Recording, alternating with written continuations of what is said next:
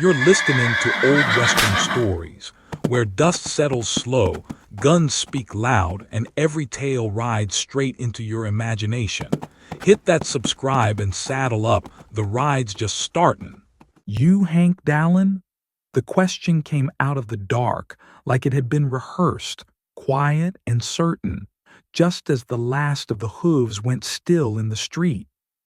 Hank stood in the open doorway of his smithy, one hand still on the cooling iron of a wagon rim, the other letting his hammer hang loose at his side. Beside him, old Carl from the livery breathed, "Don't answer quick, Hank. Let 'em say their piece." The four riders sat their horses in the main dust of town like they owned the ground under it. No yelling, no shooting in the air. Just stillness and the sound of leather creaking as the lead man shifted his weight a touch. They wore dark coats that fell over their saddles, and hats pulled low enough to make their eyes a shade deeper than the night behind them.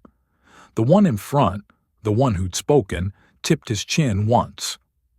"You the smith?" Hank didn't move from the threshold. "Town's only got one," he said. "Name's Dallin." The rider gave a short nod, as if he'd checked off a line on a list. "Good," he said. "Makes this simpler." Folks had been drifting to their doorways since the first echo of hooves, lamps throwing lean slices of light onto the street. No one stepped out. You could feel all the eyes, though, and the weight of them. The rider's gaze passed over the shapes in the doorways and came back to Hank, measuring. "We ride on a schedule," he said. "You may have heard of it. Some call us midnight riders. We come through after sundown, we leave before dawn. In between, we collect." Hank let the words settle. "Collect what?" he asked. "Piece of the peace," the rider answered. There was no swagger in it, just calm. "We take a tithe on businesses that like their glass unbroken, their stock unburned, their nights quiet. It's worked fine other places." Behind Hank, Carl shifted his weight, boots grinding on the packed floor. "Hank," he murmured, "these the ones took over Yarrow Ford's nights?" One of the other riders spoke for the first time, voice mild. "Yarrow Ford sleeps easy now," he said. "Learned early. We didn't have to come back more than twice." Hank's eyes stayed on the man in front. "You rode there," he said. "Now you ride here." "We ride where roads meet," the lead man replied. "Little towns like this sit on lines they don't see. Freighters, trail boys, drifters. Men like us keep that traffic from chewing you up." He gestured once, lazy, like he was talking about weather. "For a fair share, of course." "How big a share?" Hank asked. A small smile touched the rider's mouth, gone as quick as it came. "We don't skin a town," he said. "Just take enough to make coming back worthwhile. $5 from each business with a door on this street. Every new moon. First time, we take cash and a promise. After that, just cash." Carl breathed out through his teeth.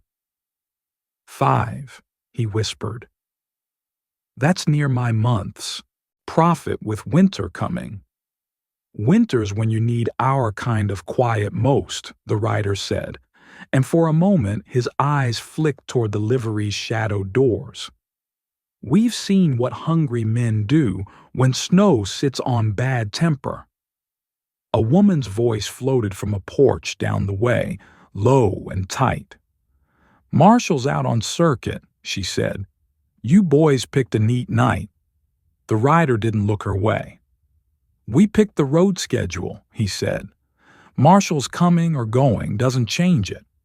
His attention never left Hank.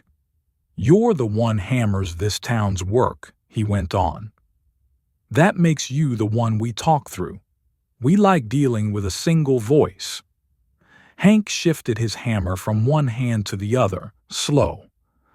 "I'm not a counsel," he said, "just a man with a fire and anvil." You're the man they listen to when a wheel breaks or a shoe throws, the rider said. When the army comes looking for work done right, they ask you first. Same thing here. You say yes, others follow. Saves time and broken glass. Hank glanced once up the street, taking in the faces half hidden in doorways, the tension in shoulders, the way nobody told him what to do now. They were waiting to hear him say it. The writer read that too. We're not asking you to like us, he said. We're telling you how this goes. $5 from your forge by the next new moon, same from the others. We won't be counting pennies tonight. This visit is introduction. One of the horses stamped, impatient. The other stayed still as stone. And if a man's short, Hank asked, town's always got someone light one month, heavy the next. We're practical, the rider said. We let men make up what they miss, once.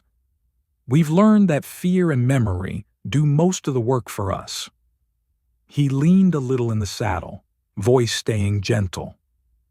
What we don't do is negotiate. Men who think this is a discussion usually regret the learning. Carl breathed. Hank, maybe just nod. No use making trouble where there don't have to be none. Hank looked at him, then back at the riders. You say this has worked other places, he said. Towns pay, you ride off, everybody sleeps. More or less, the rider answered. Only times it goes bad are when some fool thinks he's special. Says no, like he's the first man thought of it. Hank studied him a long moment, as if weighing iron. The night seemed to lean in. Somewhere down the street, a dog gave a single uncertain bark and then shut up. You done? Hank asked. The rider's brows twitched. With explaining? Hank nodded once. With saying how it goes. We've said enough, the rider replied. Terms are clear. Tribute. Regular. No arguments. Hank rolled his shoulders. The way he did after a long day at the anvil, working a kink out of muscle. Then I'll give you my part, he said. He didn't raise his voice. He didn't step out into the street. He just let the words carry, slow and solid. No. The second rider shifted in his saddle, a small creak of leather. Maybe you didn't hear the part about what happens when... Hank shook his head once. I heard you fine, he said. I'm not paying you. I won't tell anyone else to either. He left it lying there. No curse, no threat. Just the flat board of it. For a moment, only the horses moved, tails swishing, a bit clinking as one tossed its head. The lead rider watched Hank like he was looking at a tool that had surprised him by holding an edge. Then he exhaled, almost like a man setting down a load he meant to pick back up later. Men mistake quiet for weakness, he said. You say it gentle and think it won't echo as loud. Hank met his gaze. I said it the only way it needed saying, he replied. There's nothing else to add.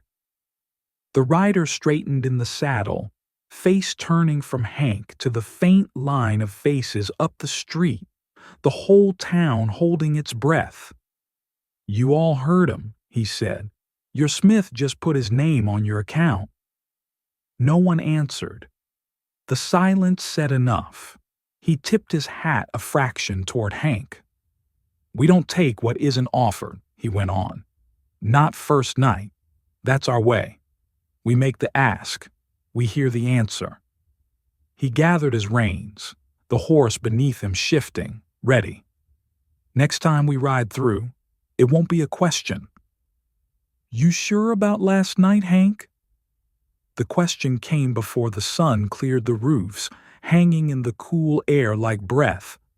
Hank Dallin looked up from the forge where he was banking coals back to life, eyes narrowing against the pale light. Morning to you too, Carl, he said.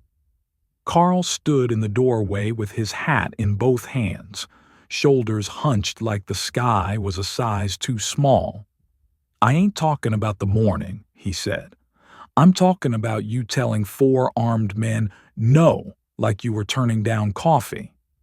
Hank set the shovel aside, wiped a forearm across his brow, though there was no sweat yet.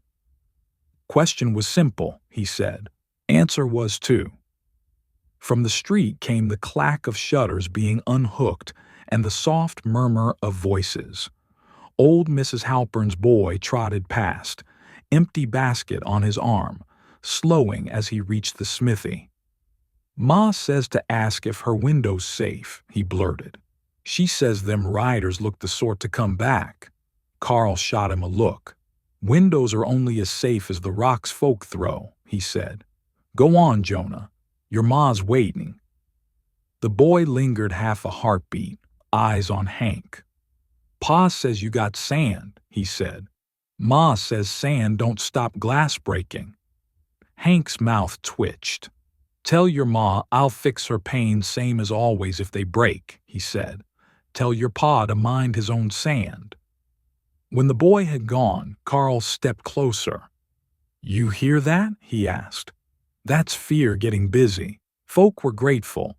Last night you stood there and took the asking. This morning they're counting their savings and thinking on their children's sleep." Hank picked up his hammer, weighing it in his hand. "Fear does what it does," he said. "My answer's the same with the sun up as it was with it down." Down the street, the store door banged open. Tanner Briggs, the grocer, strode out, apron already tied, face flushed.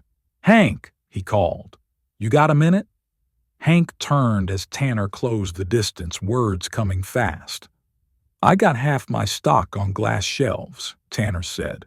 "Those boys come back and decide they don't like that no of yours. I'm the one sweeping sugar into the street." Carl muttered, "Morning to you, too." But Tanner barely heard him. "You think they break what ain't theirs just to prove a point?" Hank asked. "You didn't hear the same voices I did?" Tanner shot back. "They talk like men who've proved plenty of points different places. You say no. Town pays with me first, not you. My door's closest." "Your door's yours," Hank said. "Same as mine." "You could fix this," Tanner said. "Just ride after 'em. Say you changed your mind.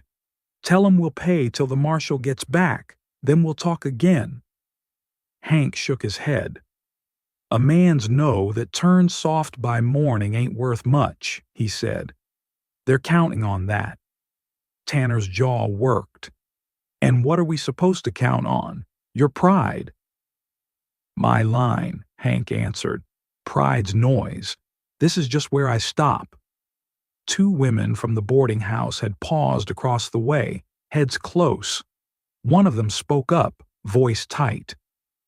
"Mr. Dallin, is it true the marshal won't be back till the end of the week?" she asked. "That what you heard, Carl?" Hank asked without looking her way. Carl sighed. "Ryder came through last night before them," he said. "Said Marshal Cooper took 2 days detour south for a prisoner. That puts him 3, maybe 4 days from here. Ain't no telegraph closer than the junction, and no one riding that far and back before dark." "So no badge between us and them," the woman said. "Just your hammer and whatever God's got left for this place." Hank's grip on the hammer tightened, then eased. "Marshall's not our wall," he said. "He's a man does his work same as I do mine. Ain't fair to set him against what we won't stand up to ourselves." Tanner barked a humorless laugh. "You talk about walls, Hank, but you didn't see what rolled in with the dawn," he said. "Come on." He jerked his head and strode off down the street. Hank and Carl followed, boots scuffing, others drifting from doorways to fall in behind like leaves caught in the same wind. They rounded the last building toward the freight yard. A wagon sat there, tipped half on its side, axles splintered clean, crates busted open and scattered, flour dust lay like pale fog over the ruts. That belonged to Jarvis out of Yarrow Ford, Carl said softly. Came in late last night. Didn't leave, Tanner said. He pointed to a board propped against the wagon wheel, a sheet of paper nailed to it with a square, sure stroke. Hank stepped closer and read the lines cut in dark ink. First ask is free. Second thoughts cost double. Midnight. Carl swallowed. They didn't hurt nobody, he said. Jarvis says they pulled him off the seat, laid him in the grass, and went to work on the wagon like it was practice. Took nothing, just broke it. That's them saying they can touch what they want, Tanner said. They don't have to be standing in our street to do it. Hank let the hammer head rest against his leg. Jarvis still here? He asked. He's at the livery mending harness, Carl said. Won't make the next town on time now. He's cursing your name with every stitch. He can curse mine or theirs, Hank said. Seems to me only one of us tipped his world over. Tanner looked around at the small crowd. You all hear that note? He asked. They're coming back at midnight. That was always the plan. We got till then to decide whether we're fools or not. A voice from the back, thin and anxious, piped up. We could pay once, someone said. Just this round. Show we're reasonable. Then talk when the marshal comes. Another voice cut in. Older, bitter. Or we could ask Hank to take his big ideas and move 'em to another town, the speaker said. Let him be proud somewhere that doesn't have my children in it. The little group shifted, eyes cutting to Hank, then away. Carl frowned. You don't mean that, Eli, he said. Town would be worse off without him. Town might not be here at all if he keeps talking for it, Eli shot back. Hank raised a hand, palm out. I don't talk for you, he said. I answered for my door, my forge, same as you'll have to do when they look your way. Tanner jabbed a finger at the note. You heard 'em last night, he said. They said they deal with one voice to save time. That was you. You made this one pile instead of 20 little ones. Hank met his eye. You want to ride out now with $5 in your hand and tell 'em you speak for everyone. You go ahead, he said. That'll make it yours. Tanner's mouth opened, then shut. Someone near the back murmured, He's right about that much. Carl sighed. Arguing don't stop midnight, he said. We got less than a day and no badge coming through that pass to stand in front. So what? Tanner snapped. We board up, hide our coins in flour sacks and hope they don't start at my window? Hank looked at the broken wagon, the neat letters on the nailed paper, the worry in every face. You all can do what you think keeps your roofs on, he said. Pay if you're set on it. Hide if you must. I'm not moving and I'm not paying.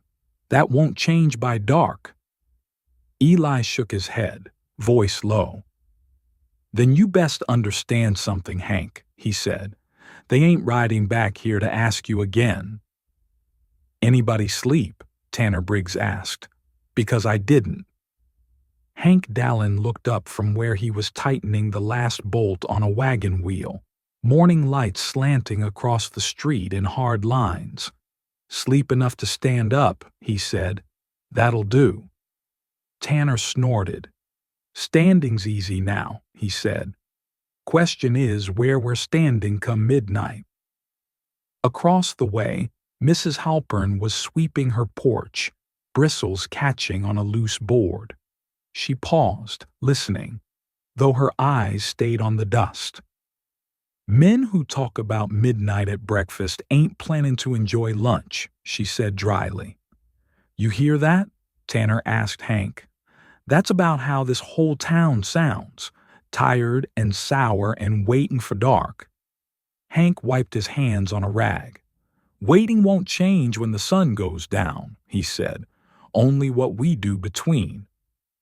A pair of Turner boys led a skittish mule past, glancing at him and then away. One muttered low, not quiet enough. "He's the reason they're coming back mad," the boy said. "Could have just paid." His brother hushed him, but the words had already landed. Carl stepped out of the livery, catching Hank's eye. "They're saying that all up and down the street," he said. "Half of 'em think you hung the moon. Other half think you painted a target on it." Tanner planted his hands on his hips. "We could still send word," he said. "Ride after 'em. Say we changed our minds. Tell 'em the town will pay proper. Maybe they'll take that wagon they broke as lesson enough." "You volunteering to go?" Hank asked. Tanner looked away. "I got a store to mind," he said. "Can't leave my goods sitting when things are this jumpy." "That's what I thought," Hank said mildly. From the doorway of the boarding house, Eli leaned against the frame, arms folded. "Man with a hammer couldn't understand the weight of a till," he said. "You don't see the same numbers we do, Dallin." Hank met his gaze. "I see the number 5, he said. "I see it on every door. I see it again next month, again after that. Only number I put on my door is 0. Eli pushed off the frame. "Maybe that's fine for you," he said. "You don't have mouths at your table. I got 3. I'd pay 10 if it kept those coats from riding my street." Mrs. Halpern's broom scratched again, sharper. "You think paying keeps men like that gone?" she asked. "You been out to Yarrow Ford lately? They pay. Riders come anyway, just to remind 'em why." Tanner frowned. "You don't know that," he said. "I know folks talk when they buy flour," she answered. "They talk soft, but they talk." Carl nodded, voice low. "Jarvis said as much," he added. "Says first month they smashed 1 wagon. Second month they smashed 2. Town paid on time both ways." Tanner swallowed. "Then what are we doing?" he asked. "If paying doesn't fix it and not paying makes it worse, what's left?" Hank rested the wrench on the wagon bed. "Standing where you can live with it," he said. "That's all that's ever left." Eli shook his head. "You talk like man alone," he said. "Rest of us got to think about fire. 1 torch on a roof, and this whole street goes. Dry as it is, my house is 3 doors from yours. Your no catches like pitch." Carl glanced up at the overhanging awnings, the close-built fronts of the town. "He's not wrong about the fire," he said. "We got 1 pump, 2 rain barrels, and a well the other side of the store. Never laid a line in our lives." "Most of us haven't fired a gun outside a rabbit," Tanner added. "You, me, Eli? We got rifles, sure. But half these boys only know how to point one for show.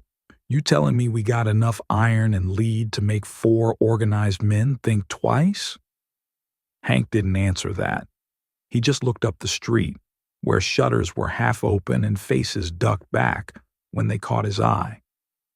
"I'm not telling you what to do," he said. "You want to hand them your dollars at dusk, that's your choice. I made mine." "We know," Eli said. Whole town heard it. From the edge of the group, young Jonah Halpern spoke up, voice hesitant. "Ma says we should bring in the wash and anything that'll burn easy from the porch," he said. "Says if fire jumps, it'll run along curtains first." Mrs. Halpern gave a small shrug. "Cloth catches faster than wood," she said. "You want to leave your kerosene lamp in the front window tonight? That's on you. Mine's going in the cellar." Tanner rubbed his face. "So we're hiding laundry and lamps while men who break wagons for fun ride in," he said. "Feels like bringing a spoon to a range war." "We could at least move some water," Carl said. "Line up buckets by the pump. Clear the alley between your store and Eli's place so We're not tripping over junk if we have to move fast. That's work for a town that's decided to fight, Eli muttered. Carl shook his head. That's work for a town that doesn't want to burn to the foundations if those boys get bored, he said. A bucket doesn't argue with a match. It just waits. Tanner looked from Hank to Carl. You think they're going to light us up no matter what we do? He asked. Carl's gaze went to the note still nailed by the freight yard, its letters dark even from here. First, ask is free. Second thoughts cost double. Midnight. I think they wrote that before Hank answered, he said. Think they had this night marked on their trail whether we bowed or not. Hank picked up a length of bar iron, set it against the wall by the door instead of back on the pile. Tanner saw the motion. You expecting to use that? He asked. Hank shrugged once. I expect to have it where I can reach it, he said. Same as you expect your shotgun behind your counter. Tanner grimaced. I was thinking of leaning it a little closer today, he admitted. Doesn't mean I like where this is headed. Mrs. Halpern thrust her broom into the corner and dusted her hands off. Liking doesn't enter, she said. Question is who's going to carry which part. Hank said his no. Riders heard it. Money or not, they're coming to answer it. You boys can decide whether you meet that standing up or crouch behind your own beds. Jonah shifted. Ma, he began, but she cut him off gently. Hush, she said. You'll be sleeping in the back room at your uncle's tonight. Less glass. Eli looked at Hank, eyes hard. You could still walk, he said. Saddle a horse, ride out before dusk. Let them take their gripe with you down the road instead of dragging us into it. Hank met his stare. You know I won't, he said. This is my town same as yours. I swung a hammer here long as they've had your name on a door. I say no, and then run. That's worse than paying. Eli held his gaze another moment, then looked away. Then we're all tied to it now, he muttered. Carl let out a slowly drawn breath. I'll start setting buckets, he said. Move that scrap wood from behind the livery. Less tinder in the open, the better. Tanner nodded reluctantly. I'll bring the ledgers and coin box into the back, he said. Board the front window if I can scrounge enough planks. He glanced up at the pale slice of sky. Sun feels like it's already dropping. Hank turned back toward his forge, bar still leaning by the door where his hand would fall on it without thinking. Carl watched him a moment, then spoke, quiet. Day's going to go quick, he said. Come midnight, whether we like it or not, we're all standing in whatever your no built. They're back. The words came in a cracked whisper from Jonah Halpern on the store porch as the first dull thud of hooves rolled down the dark street. Hank Dallin stood just inside his smithy door, one hand on the bar iron he'd leaned there, the other on the lamp he'd already turned low. Sounds the same, Carl muttered beside him. 4 horses, not hurrying. Out in the street, shadows lengthened as the midnight riders came into view, lantern light from a few stubborn windows catching on bits and buckles. They reined up in near the same place as the night before, so precise it might have been chalked on the ground. The lead rider's voice carried calm through the stillness. Mr. Dallin, he called. We rode like we said we would. Hank stepped out enough that they could see him, boots just on the lip of the lamplight. So did the sun, he said. Clock hasn't lied yet. Somewhere, behind him, a bucket clanked against another as Carl shifted it with a boot. Along the boardwalk, windows were dark, boards nailed over some since noon, but Hank could feel eyes set in every crack. The rider looked slowly up and down the tight run of buildings. We gave you a day, he said. "We watched your town scurry. We saw buckets move, shutters close, coins hide." He brought his gaze back to Hank. "We didn't hear anyone ride after us, hat in hand." Hank said nothing. The bar iron was heavy and cool against his palm. The second rider walked his horse a few paces toward the freight yard and the ruined wagon, then stopped, studying the note still nailed there. "Seems like your folk read well enough," he said. "Maybe they thought we were joking." A soft, brittle voice called from Tanner's darkened doorway. "We didn't think it was a joke," Tanner said. "We just—" The lead rider cut him off with a small tilt of his head. "We're not talking to every window in Dry Willow," he said. "We're talking to your smith. He set your tone. We're here to hear if it changed." Hank drew a slow breath. "It didn't," he said. "I'm not paying you." The street held its breath again. A board creaked where someone shifted their weight. The lead rider nodded once, as if a coin had landed the way he'd guessed. "We expected as much," he said. He turned his horse's head a fraction. "Elias, light it." Elias, the second rider, swung down with unhurried ease. He walked to the empty hardware shed at the end of the block, the one Jarvis sometimes used when he stayed over, and splashed something along the dry boards from a small can. The sharp bite of kerosene cut through the dust. "That's Jarvis's place," Carl hissed under his breath. "He ain't even from here." Elias struck a match on the underside of his stirrup. The tiny flare brightened the dark, then touched it to the soaked wood. Fire crawled up the wall in a quick, greedy lick, catching on old paint and dry trim. Flames began to pop and whisper, throwing a wavering orange across the street. Jonah made a small sound that might have been a sob or a curse. The lead rider's voice stayed level. "We break wagons to show we can bother a man's business," he said. "We touch a building to show we can ruin a town's shape. That shed goes if you all do nothing. You throw water till your arms give out, we let it be. Either way, you remember who chose the hour."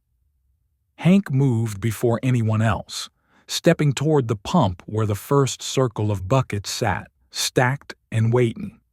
Carl was with him, hands already wrapping a handle. "You gonna let it go?" Carl asked under his breath. "Shed's at the end, but wind shifts." Hank didn't answer in words. He grabbed 2 buckets, thrust one at Carl, and headed for the pump, shoulders set. Others spilled from the shadows then, pulled more by the sight of flame than any speech. Tanner, Eli, Jonah's uncle from the back of the store. They worked the handle in jerks, filled, ran, and flung water at the growing blaze, boots slipping in the splash. The riders watched. They did not dismount, did not laugh. They just sat their horses and observed the little knot of men beating at the edge of what could eat them all. "Look how quick fear finds its feet," one of them murmured. Eli staggered back from the heat, coughing. "It's catching the roof line," he gasped. "We're too slow." Hank shoved past him, slinging another pail against the corner where flame was chewing into a support post. "Keep it low," he said. "Save the joints. Let the top burn if it must." Tanner's voice cracked. "We shouldn't have to do this," he panted. "We could have just paid." Sparks jumped, floating toward the awning of the smithy. Hank saw them land on the old canvas he'd meant to replace for 2 summers running. They glowed for a heartbeat. Then the fabric smoldered, then flared. Carl cursed. "Hank, your awning!" Hank spared it a glance. Fire crawled along the edge, threatening the front of his shop, the wooden frame that had stood longer than he'd been alive. "Jarvis's wall goes first," he said. "Mine'll wait its turn." Together they doused the shed's corner again and again until, with a long, shuddering sigh, the flames there dwindled to smoking black. The roof still burned in patches, sending up sparks, but the main structure held. Hank stood breathing hard, shirt clinging damp to his back.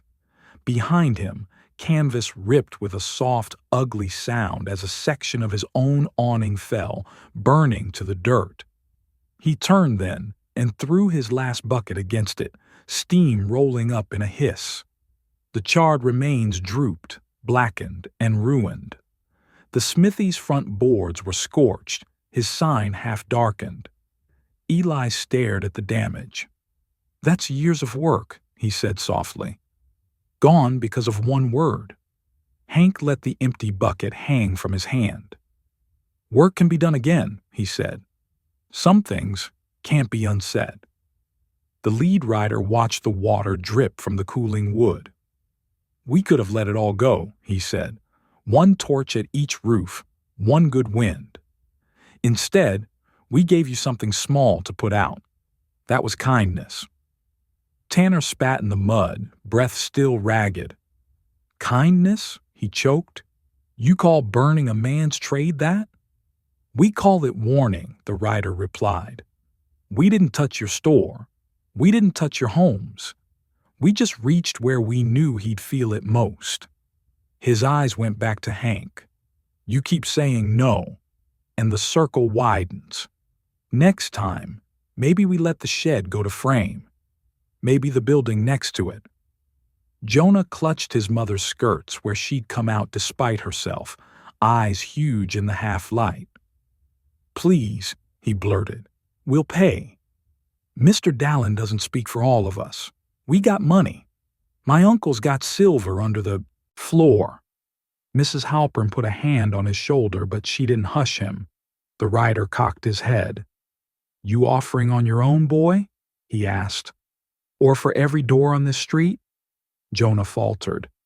Hank stepped between, not rough, just firm. "Leave the boy out of this," he said. "You got my answer. You want others, ask them proper or don't. But don't pretend breaking them will fix what you're riding on." Eli's voice came sharp. "You hear yourself?" he said.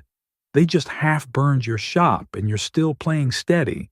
They're going to take this whole town apart piece by piece till you bend." Hank looked at him, then at the riders. "They were always going to take something," he said. "That's their way. All my no did was make them say it plain." The lead rider's gaze was flat. "You think this is plain?" he asked. "This is just the edge." He nudged his horse forward a step, enough that the distance between him and Hank was no more than a handful of strides. "Here are the terms," he said, voice low but carrying. "Dawn finds $5 on your anvil from every door that matters. Or we ride through this street with fire in both hands. We won't start at the empty shed next time. We'll start at the places you can't stand to watch fall." Hank's fingers tightened once on the bucket handle, then loosened. "You'll do what you came here meaning to do," he said. "So will I." The rider studied him another long second, then reined his horse around, firelight flickering on his coat. "Then remember this," he said. "Sun comes up on coin, you might see another week. Sun comes up on bare iron. You see how much of Dry Willow still stands by sundown. No coins." The lead rider's voice was soft as he leaned in the saddle, eyes on Hank Dallin's anvil. "I suppose that's your answer." Hank stood in the mouth of the smithy, lamp turned down to a dull ember behind him, face lined by smoke and a night without rest. "Same as it was," he said. "Just looks different in lamplight." Dawn hadn't broken yet. The world was that gray-blue that makes firelight look meaner than it is. The 4 midnight riders had come in with less noise this time, horses breathing hard little clouds in the chill. They'd stopped right where they had before. No one had to tell them the way.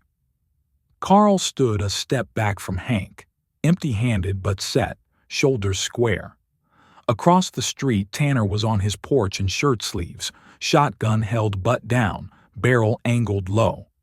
Mrs. Halpern sat on a chair just inside her doorway, apron still on, Jonah at her knee, eyes fixed on the riders.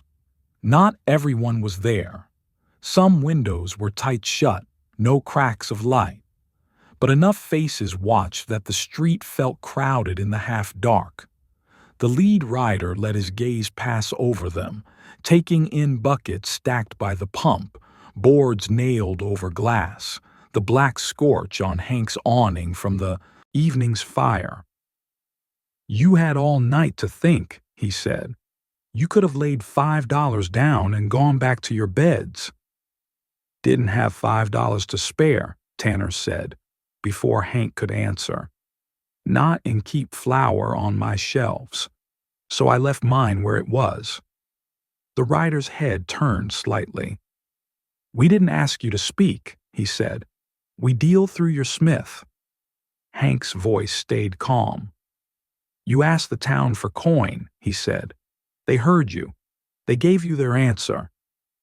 The rider's jaw tightened the barest bit. "You understand what comes of this," he said. "We set terms. You spit on them." "You set a choice," Hank replied. "We made one." One of the other riders shifted in his saddle, impatience in the movement. "Too many doors standing open," he muttered. "Too many eyes. This is how trouble starts." The lead rider ignored him.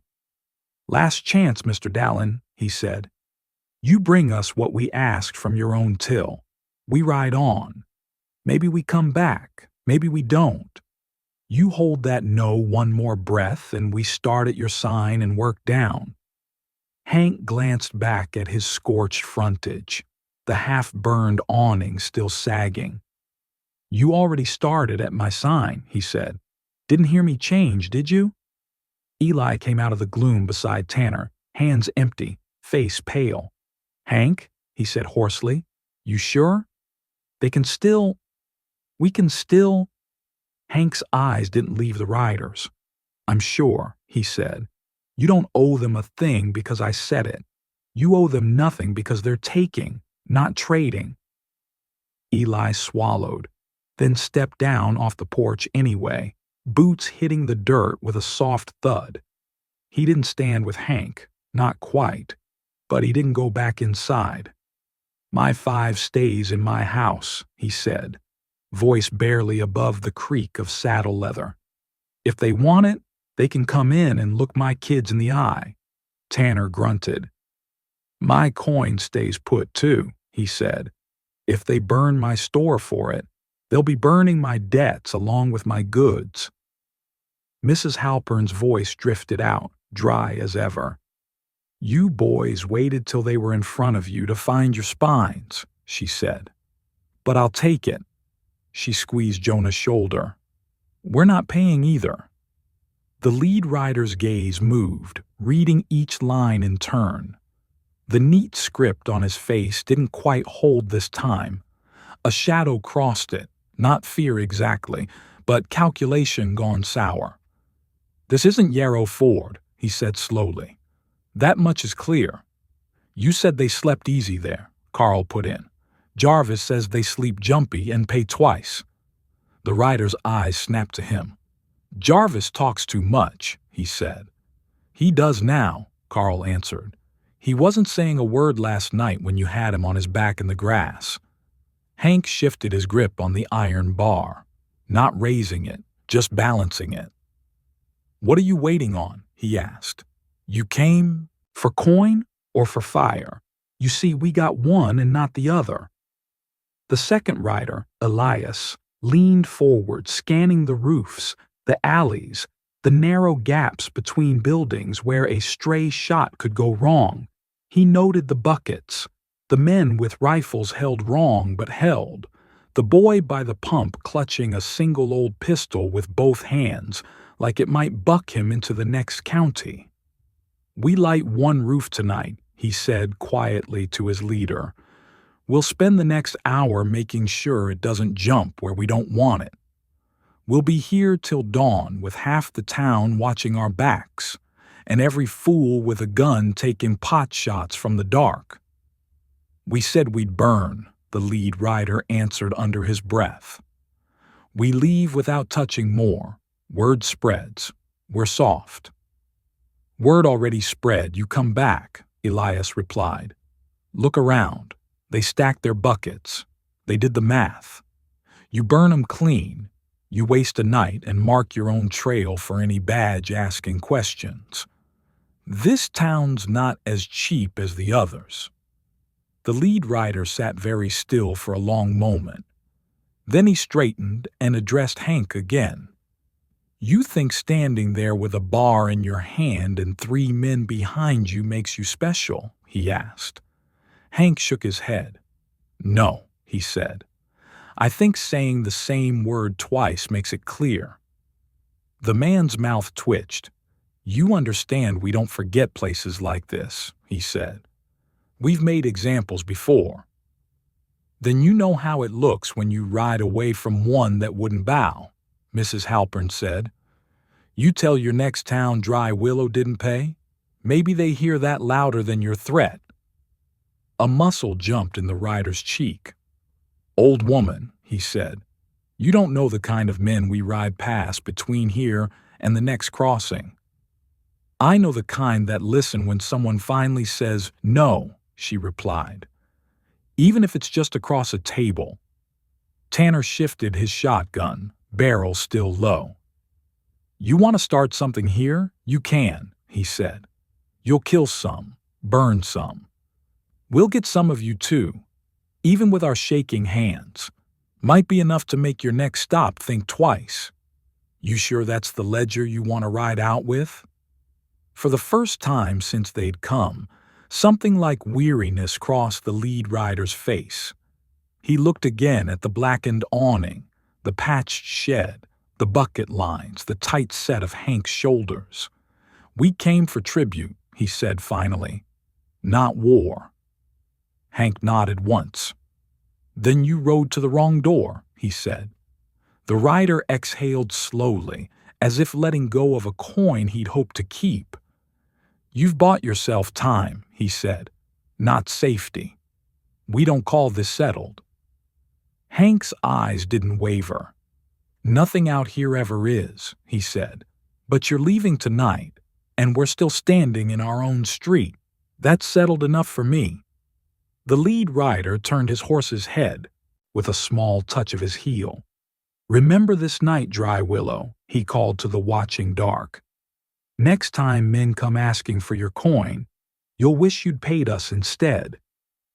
He clicked his tongue, and the 4 horses started down the street, hooves thudding softer as they passed beyond the last lamp glow. No one cheered. No one moved for a long beat.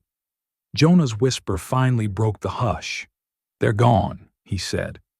Hank let the bar's end thump once into the dirt, the sound dull. "For now," he answered. "And so are our easy days." You've been riding with Old Western Stories. If the tale hit your mark, give it a like, drop a comment about your favorite part, and ring that bell so you don't miss the next trail we ride. Don't forget, hit that subscribe so you're always in the saddle, and you'll always be ready when the next story rides in.